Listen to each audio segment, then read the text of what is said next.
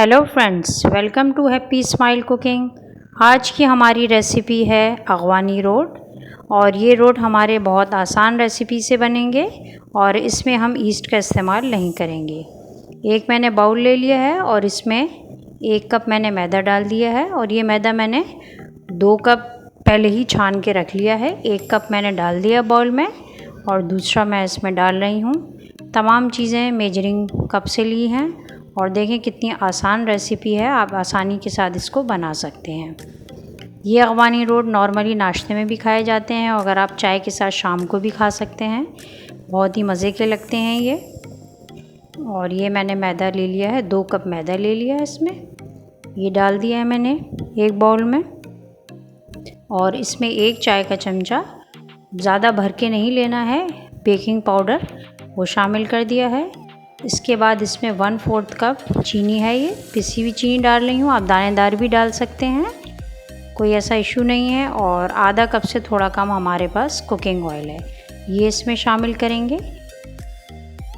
इसके बाद इसमें 1 अंडा जाएगा, ये इसमें मैंने अंडा डाल दिया है। तमाम चीज़ों को अच्छे तरीके से हमने इसको मिक्स करना है। और 3 इलायची मैंने उसके सीड अलग करके बारीक पीस लिया है और ये भी इसमें डालना है। देखिए इतनी आसान रेसिपी है कि आप इसको झटपट तैयार कर सकते हैं और ये खाने में बहुत मज़े के लगते हैं। आप इसको ज़रूर बनाइएगा। अब इन तमाम चीज़ों को अच्छे तरीके से हम मिक्स कर लेंगे। देखें इससे मिक्स कर लें, डायरेक्ट आप हाथ से मिक्स कर लें। और इसको हमने बैटर को, जो डो हमारी बनेगी उसको गूंदने के लिए हमने फ्रेश मिल्क वो इस्तेमाल करना है। मैंने ये आधा कप लिया है दूध, मैं इसमें थोड़ा थोड़ा करके शामिल करूँगी। अगर हाँ ये पूरा इसमें नहीं जाएगा, थोड़ा सा बच जाएगा।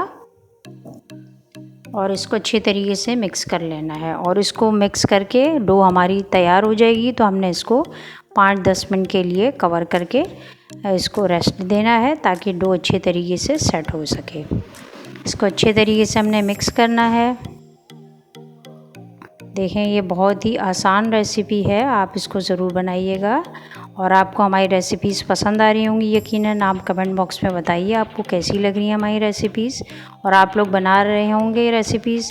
जो आप चीज़ें ट्राई कर रहे हैं ज़रूर बताएं, उसमें आपको कोई परेशानी तो नहीं हो रही है या किसी चीज़ की समझ नहीं आ रही है तो ज़रूर पूछिएगा। अभी हमारी डो तैयार हो गई है, इसको कवर करके मैं रख दूँगी। और देखिए हमारा थोड़ा सा दूध बच गया है, आधा कप मैंने दूध लिया था और ये इसमें थोड़ा सा बच गया है। और हम तमाम चीज़ों को मिक्स करके डो को कवर कर रही हूँ, कवर करके मैं रख रही हूँ। अब हमारी डो तैयार हो गई है और इसके ऊपर टॉपिंग के लिए मैंने जो है पॉपी सीड, जो हमारा खसखस है वो ले लिया है और सफ़ेद तिल ले लिए हैं। खसखस मैंने धो के साफ़ करके इसको मैंने ड्राई रोस्ट कर लिया था, ये मैंने अलग से बना के जार में रख दिया ताकि किसी भी किस्म की रेसिपी में मुझे यूज़ करना हो तो मैं इजीली मेरे पास मौजूद हो तो वो मैं शामिल कर सकती हूँ। और इसको हमने मैं ही ज़्यादा बड़े साइज़ के रोट नहीं बना रही हूँ। नॉर्मली अफ़गानी रोट काफ़ी बड़े बड़े साइज़ के भी बनते हैं और ये मैं दरमियाने साइज़ के बना रही हूँ। और इसके बाद हमने 1 अंडे की जर्दी ले ली है, उसमें थोड़ा सा हमने दूध डाल के उसको मिक्स करना है, जो इसके ऊपर हम ब्रश से लगाएंगे। और 1 पैन ले लिया है मैंने और इसके ऊपर मैंने एक जो लूज़ बॉटम पैन होता है उसका मैंने इसमें डाल दिया है ताकि इसके ऊपर रख के मैं बेक करूँगी।